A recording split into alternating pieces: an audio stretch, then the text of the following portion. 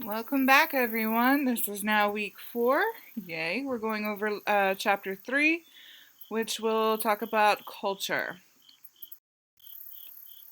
So, our learning objectives for this week is to be able to define and identify culture, ethnocentrism, norms and values, cultural relativism, material culture, symbolic culture, dominant culture, subculture, counterculture, and cultural change.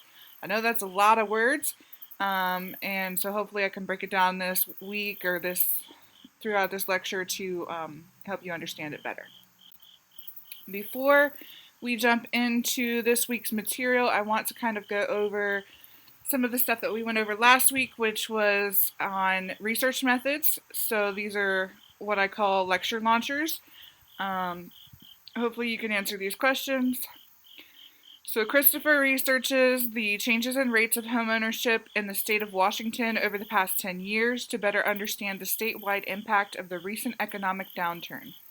What type of research methods would Christopher be using? So, qualitative, quantitative, independent, or correlated. If you would like, you can pause the video, think about it. I'll give you about 5 seconds and then I'll tell you the answer. Alright, so the answer is B. It is quantitative.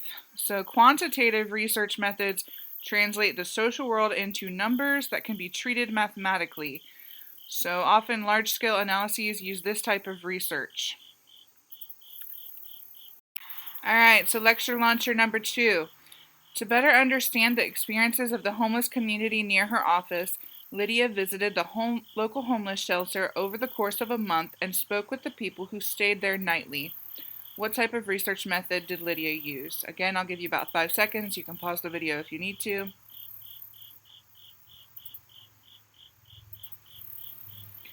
Okay, so the answer to this is ethnography. So A. Ethnographic research is based on studying people in their own environment to get as accurate a picture as possible as to their experiences. Therefore, ethnography means, in a sense, going to that person or that community, studying it, and maybe even participating in it. Question number 3. The blank variable is the factor that is predicted to cause change in a behavior that is being researched. This could be the dependent, present, absent, or independent variable. I'll give you another 5 seconds.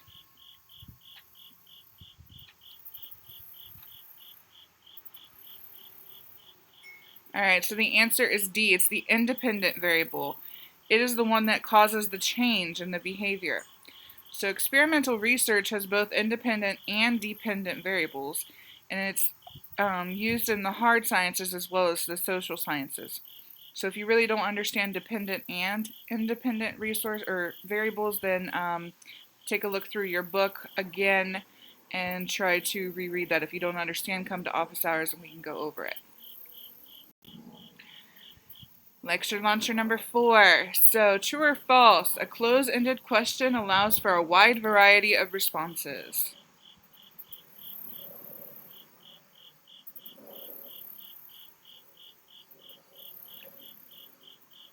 Okay, so the answer to this is B, false. Open-ended questions are the ones that actually allow responders to offer a wide variety of responses, whereas closed-ended questions impose limits on possible responses. There are pros and cons to both types of questions, and we kind of addressed this in the last lecture. All right, number 5. So you're going to do an interview research, and you ask the following question. So will you tell me about your childhood? What kind of question is this? Is this a closed-ended question or an open-ended question?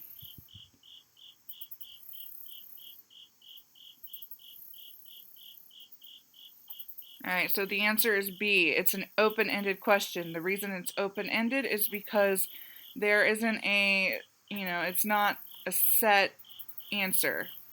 So it's not like saying, did you enjoy your childhood, yes or no? Instead, the respondent gets to answer the question however he or she likes. Last lecture warmer, or lecture launcher, sorry.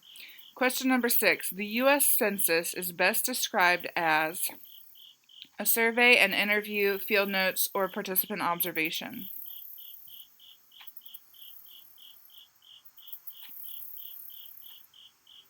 Okay, so the answer to this one is A. It is best described as a survey. If you had any issues with these questions, then you may need to reread the chapter 2 to try to understand it, or come to office hours, or simply ask me questions about what you don't understand. I'm always here and happy to help. Alright, so jumping into this week's information, we're going to go over culture. So we need to know what culture is. Culture is the entire way of life of a group of people. And it's hard for us to see our own culture, so we may not recognize the extent to which it shapes and defines who we are. So, for example, think about a fish in a pond as your example. So the fish can see things such as other fish, rocks, and food, but it can't really see the water. In the same way, people walk around in air all the time but don't really see it. Culture is similar.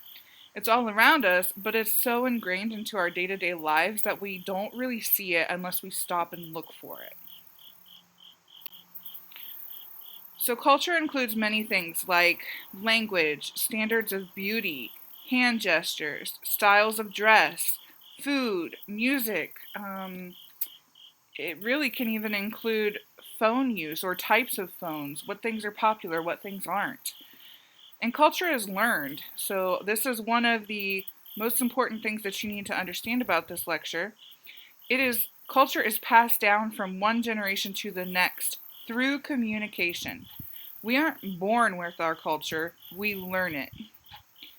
So, culture is not inherited. For example, suppose a baby is born to a Chinese mother and a Chinese father in China, and when the baby is a week old, he or she is adopted by an American family and moves to the United States.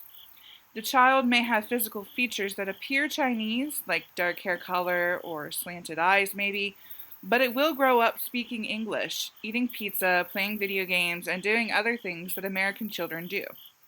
The baby can't automatically speak Chinese and doesn't automatically like to eat Chinese food because culture is learned, and this baby is learning culture from American parents. So now that we've looked at culture a little bit, let's look at some aspects of it. So there's ethnocentrism. When this occurs when people use their own culture as a standard to evaluate another group or individual, leading to a view that cultures other than their own are abnormal.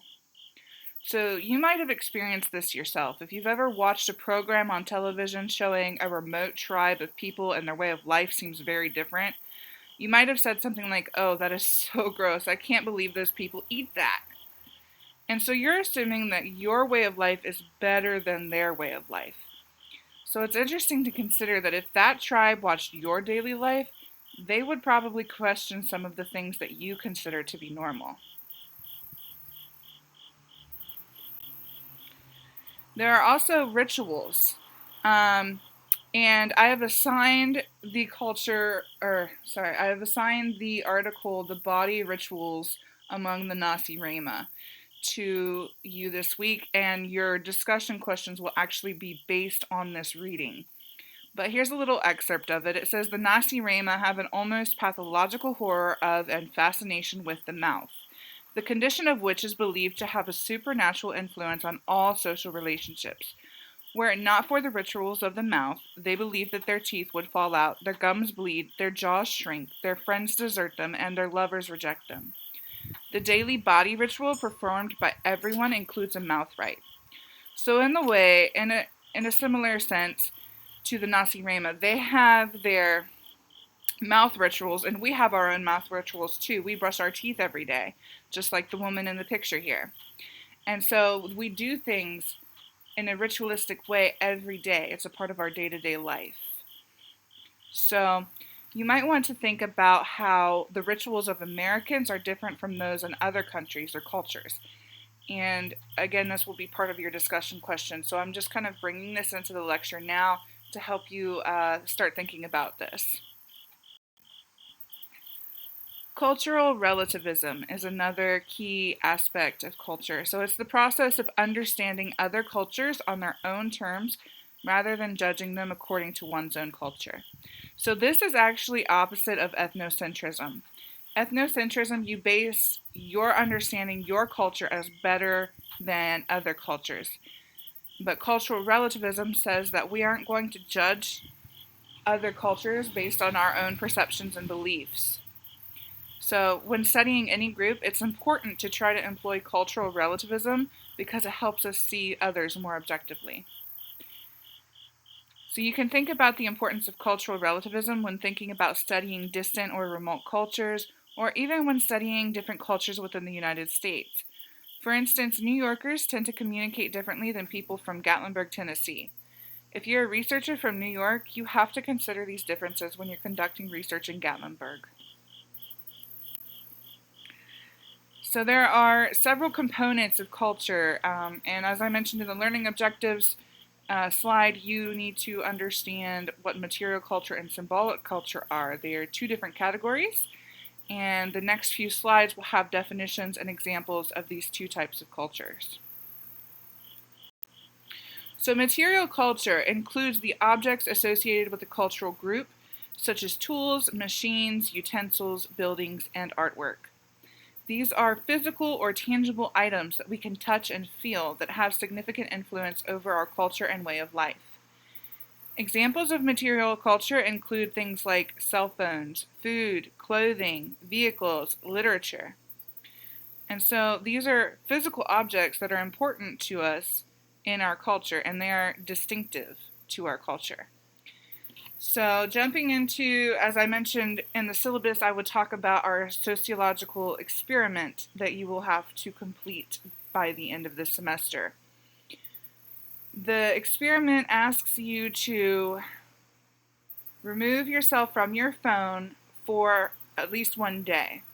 So it is a material culture. Your cell phone it's a tangible item that you use every day. And so the purpose of this experiment is to help you understand how cell phone use actually influences or does not influence your way of life. Alright, so here's some more information on that sociology experiment.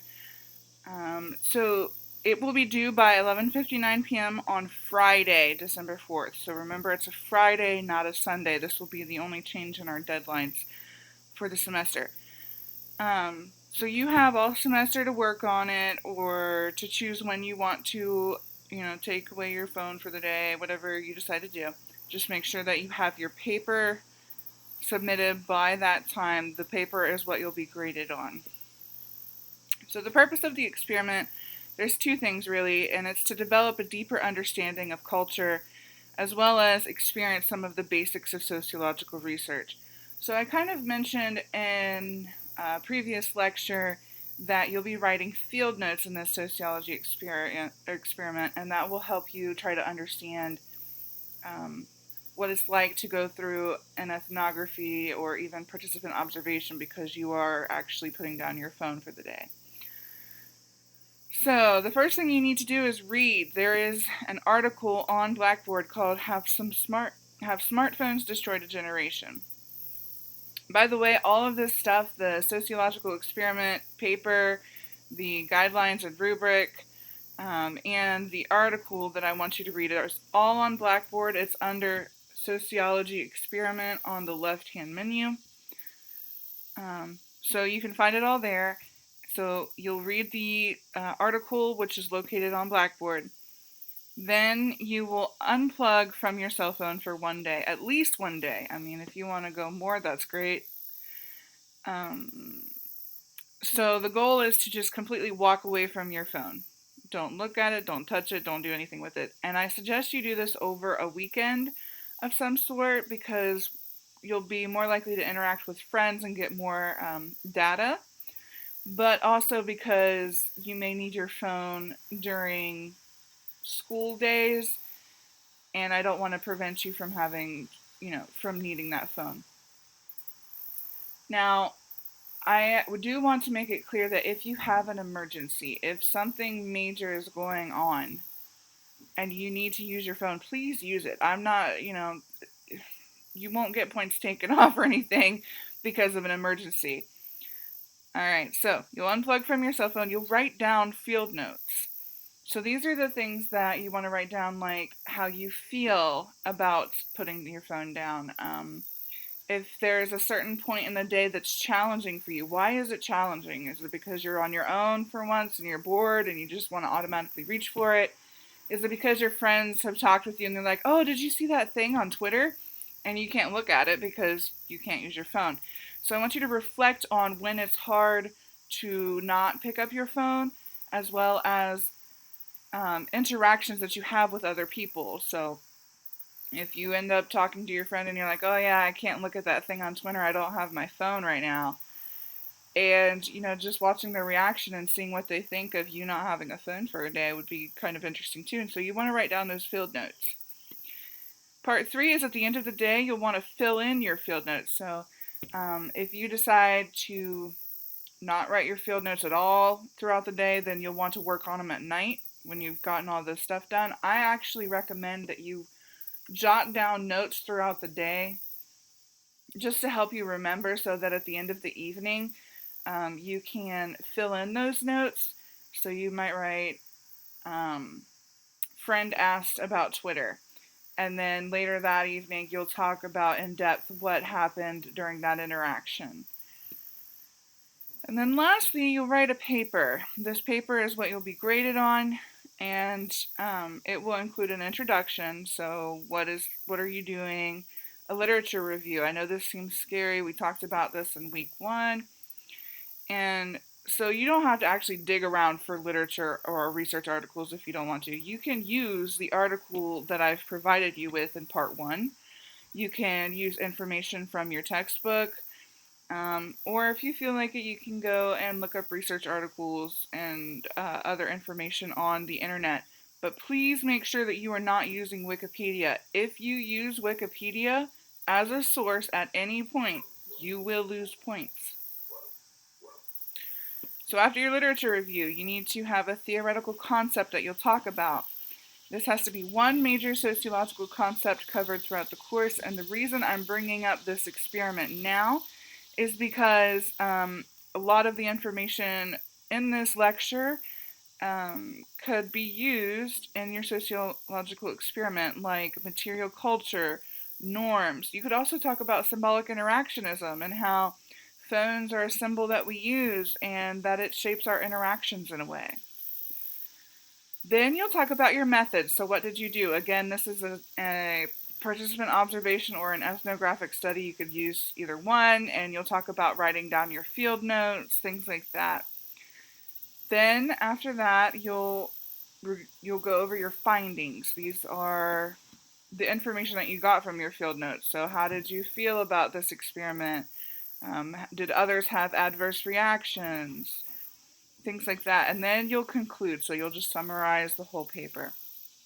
The paper is about 4 to 5 double-spaced pages. So at any point, if you feel like working on it, go for it. And if you have any questions about the experiment, please feel free to reach out to me. There is more information on Blackboard in the handout, so please read that before asking any questions, and hopefully you can get the answers from that paper. All right, so back to components of culture. So we talked about material culture, and then I broke into the sociological experiments. Now we're going to jump back in and we're going to go over symbolic culture, which includes the ways of thinking, such as beliefs, values, and assumptions, as well as ways of behaving, so norms, interactions, and communications. One of the most important functions of symbolic culture is to allow us to communicate through signs, gestures, and language, which I'll talk about in the following slides. But I want to make it clear that sometimes it's easy to confuse material culture and symbolic culture. So to try to help you understand this better, I'll go over a couple examples. One example of symbolic culture is the dollar bill. Yes, it is a physical and tangible material object. But if we look at the material of it, like paper or cotton and ink, it's not those material aspects of it aren't what make it important. What's important, the important part is that the was what the dollar bill stands for. So if I handed you fake money, it got no meaning to you. I can't buy a water off of you with fake money. It's pointless. But when I hand you a dollar bill, now suddenly that one has meaning, even though the fake one and the real one were both made out of paper. Another example is the American flag. It's not the material of the flag that makes it important, but the combination of the stars and stripes in a particular pattern that makes the symbol of the flag meaningful and a part of our symbolic culture. So as mentioned on the previous slide, signs and gestures are a part of symbolic culture. Signs, also known as symbols, can be could be examples of traffic signals or product logos, and they are used to meaningfully represent something else. So signs have meanings that make sense to people who are part of that particular culture. For instance, in the United States, if you see a stop sign, you know that it means to stop driving your car, look both ways, and then resume driving when everything is clear. But if you weren't a part of the culture that knows that, you might stop talking, stop driving altogether, or get out of your car and leave. As another example, if you live in the United States and someone holds up their middle finger, you know that they are making a gesture that expresses disapproval or frustration. This gesture has derogatory connotation and it is intended to be insulting. However, in another culture, this same signal could be meant as information. For example, to tell another person that their significant other may be cheating. We've kind of talked a little bit about signs when I provided examples of symbols with symbolic interactionism and emojis as symbols. Gestures are signs that we make with our body, such as flipping someone off or waving, any hand gestures or facial expressions, really. So it's important to note that gestures can carry meaning, as I mentioned earlier. Finally, language is a system of communication using vocal sounds, gestures, and written symbols. This is probably the most significant component of culture because it is our primary means of communication. Language can actually include both the verbal component, which is the words that we use, and the paralinguistic, such as the tone and vocal inflections, as well as the visual component, which is the gestures and expressions and written text. Language is so important that many people have argued that it shapes not only our communication, but our perceptions and how we see things as well.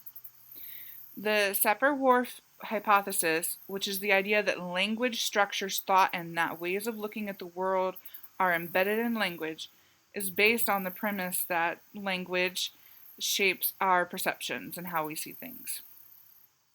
For instance, if I made up a word right now, told you what that word was, and I told you that that word was an animal, and then asked you to picture that animal, could you do it? So if I said, Auroch. Auroch is the new word, and it is an animal. Could you imagine what Auroch would look like? Probably not. But if I asked you to picture a cow, you could probably think of a cow. The Sapir-Whorf hypothesis tells us that if we don't have language, which includes the words that we use to describe something, then we can't even think of it. In other words, language shapes our thoughts.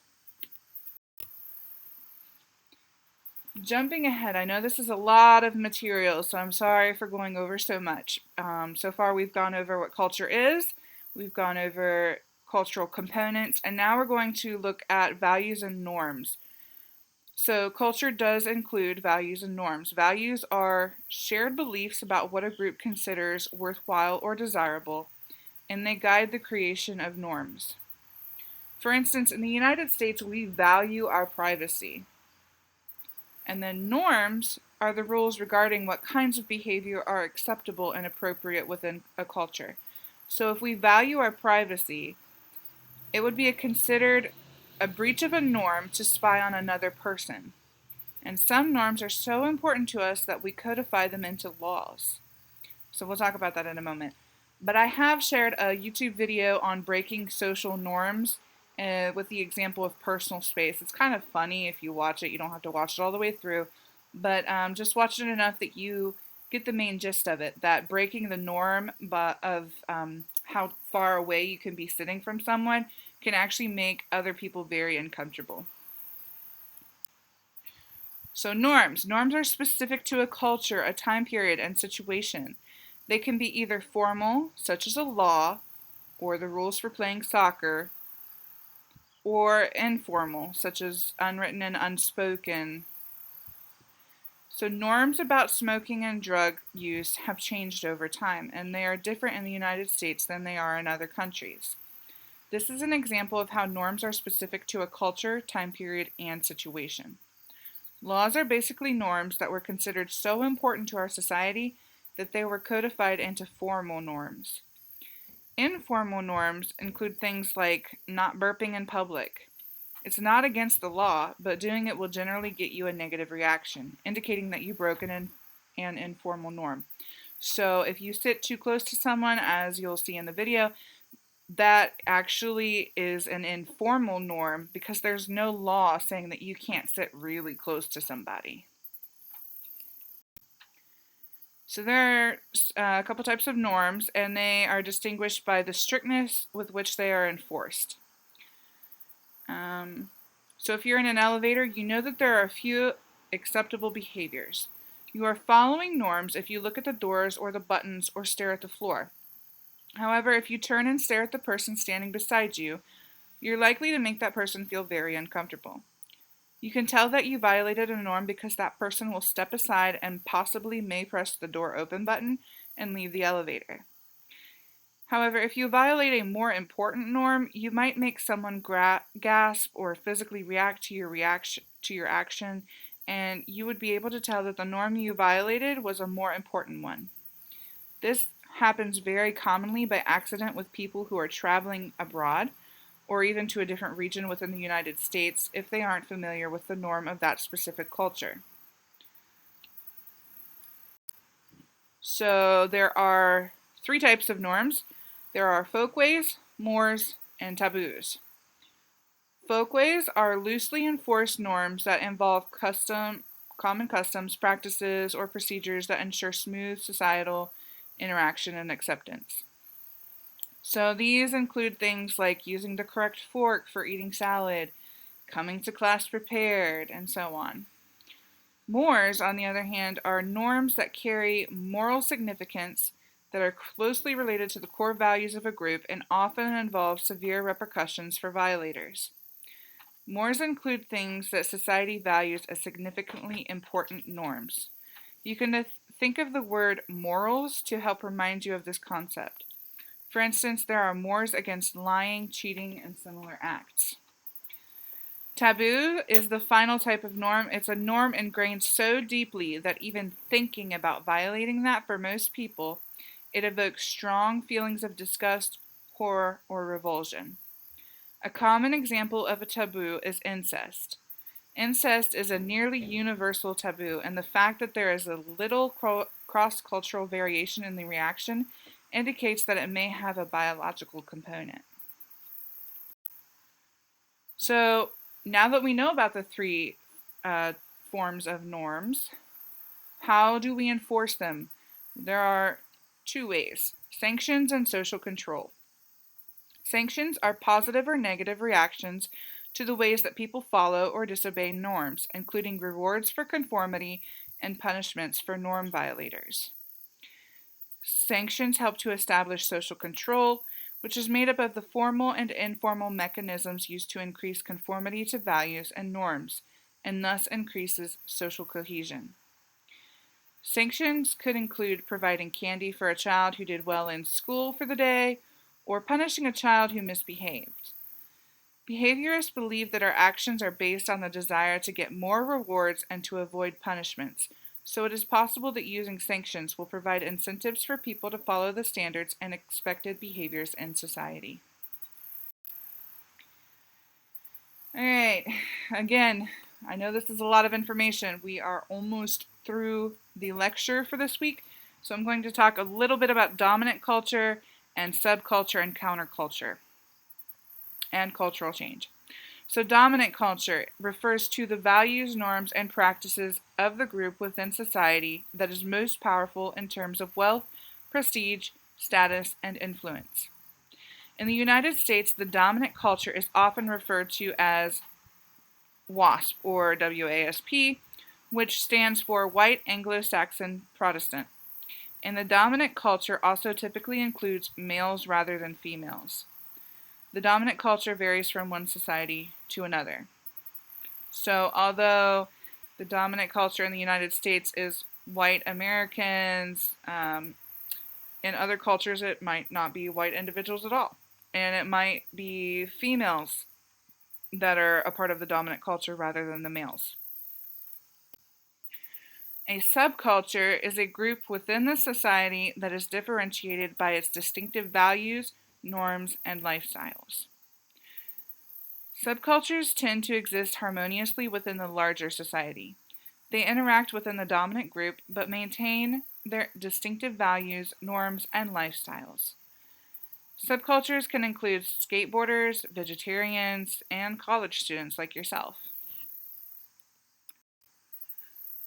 Countercultures are groups within the society that openly reject and may actively oppose society's values and norms. Countercultures tend to exist separately from the dominant culture in many ways. They generally openly reject society's values, so it would be difficult for them to interact within that culture. Examples include religious extremists and white supremacists. And lastly, the last final concept to talk about is cultural change. So cultures usually change slowly and incrementally, though change can also happen in rapid and dramatic ways. At times, a subculture can influence the mainstream and become part of a dominant culture, or something that is dominant can change to a counterculture. One of the key ways that material culture can change is through technology. Advances like the internet have helped to disseminate information and create social movements. Culture is constantly changing, and the norms within the society will change as well. For instance, at one point, tattoos were considered appropriate only for servicemen, but now many college students and many others in societies have tattoos. The subculture influenced the norms of the dominant culture, and the dominant culture changed in order to accept tattoos. Whew. Okay, so that was a lot of information. Sorry to go over it all so quickly. Please feel free to pause the video as much as you need. Go back if you need to re-listen to it, whatever you need to do. And again, if you have any questions, just please feel free to reach out to me. So at this point, what do you need to do? You need to finish reading chapter 3, if you haven't. Watch the video on breaking social norms, personal space. Complete the inquisitive quiz, which is due by 11:59 p.m. on Sunday, 9/20. And participate in discussion post 3, which again is also due by 11:59 p.m. on Sunday, September 20th. So, as I mentioned previously, the third discussion post will be based on the Nasi Rama reading, and that is in your week 4 folder, so please make sure that you read that. And if you'd like, you can prepare for next week by reading chapter 4, although I don't expect you to, and that's perfectly okay if you don't. So, have a great week, everyone, and let me know if you have any issues.